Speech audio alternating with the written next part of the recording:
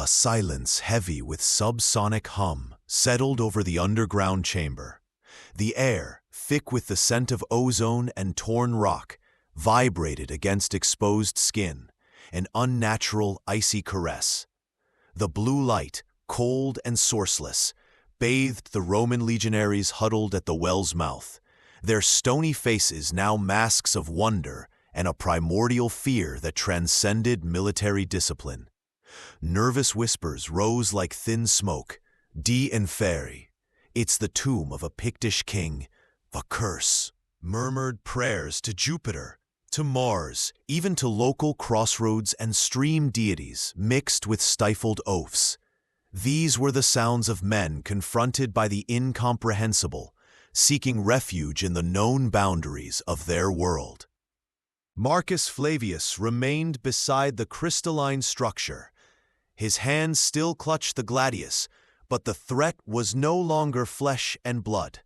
It was something more insidious, a pressure on the mind, an icy sensation sliding beneath his lorica, the feeling of being watched, not by eyes, but by a diffuse intelligence, vast and terribly patient. He felt the weight of eons in that invisible gaze, as if Rome's history, the empire itself, even all humanity, were but a fleeting blink before the consciousness that inhabited or was this artifact. The blue light seemed to pulse in response to his own thoughts, and the hum resonated not in his ears, but directly in his skull, a wordless language hinting at unfathomable depths. In stark contrast, Dionysius of Alexandria moved with the feverish energy of a scholar before a lost library. His fear, if any, was eclipsed by voracious intellectual curiosity. He traced the symbols on the chamber walls with trembling fingers, murmuring of impossible geometries, of spatial relations that seemed to mock the axioms that had upheld mathematics for centuries. "Look, Marcus!" he exclaimed in an unnaturally high voice. He pointed to a section of wall where the patterns appeared to shift, reconfiguring slowly as if responding to his attention. They're not static. It's a language or a flowchart, something that processes information. See how the light from the core correlates with these changes? It's a form of thought, crystallized.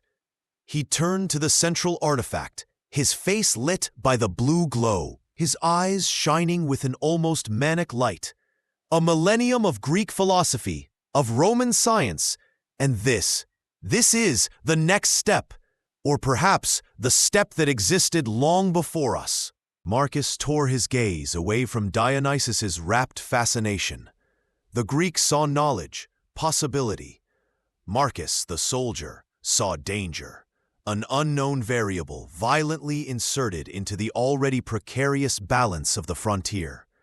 The feeling of being observed intensified, and for a moment he had the vivid impression that something cold and analytical catalogued his fears, his loyalties, the very structure of his Roman mind. Enough. His training reasserted itself, a discipline forged in countless marches and battles. This was no vision of the Elysian fields, nor a chasm of Tartarus. It was a place, a discovery, and as such it must be contained, controlled, reported. "Varro!" His voice rang through the chamber, firm, reclaiming command. The whispers at the well's mouth ceased. "Get every man out of here.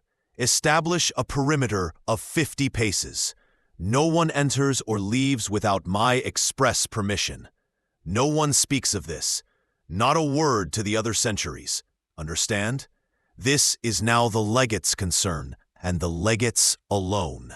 The legionaries, relieved to have clear orders to follow, hurried to comply. Fear channeled into action. Varro nodded, his face still pale, but resolved. Marcus turned to Dionysius, who remained absorbed in the wall symbols. "You too, Dionysius. Climb up. I need your analysis, but from above. We must think clearly." Dionysius looked at him, his eyes seeming to focus from a great distance. "Clear thinking?" he repeated, almost mockingly. "Centurion, we've just stumbled upon something that could rewrite the very nature of reality. Clarity may be a luxury we can no longer afford." Despite his words, he headed for the rope, though his gaze kept returning to the pulsing structure. Marcus was the last to prepare for the ascent. He cast one final look at the blue crystal heart.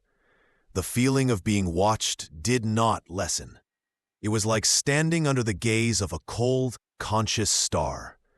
The silence of the men above, the order of secrecy. He felt they were not merely securing an archaeological find. They were trying to put a lid on something immense, something that had slept beneath the Britain soil for countless centuries, and which now, thanks to Rome's blind ambition to mark the world with its walls, had been awakened.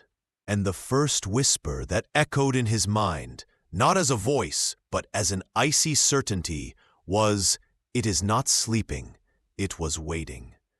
With that disturbing thought, he began to climb, leaving behind the blue light and insidious hum, but carrying with him the weight of a secret he sensed would change everything.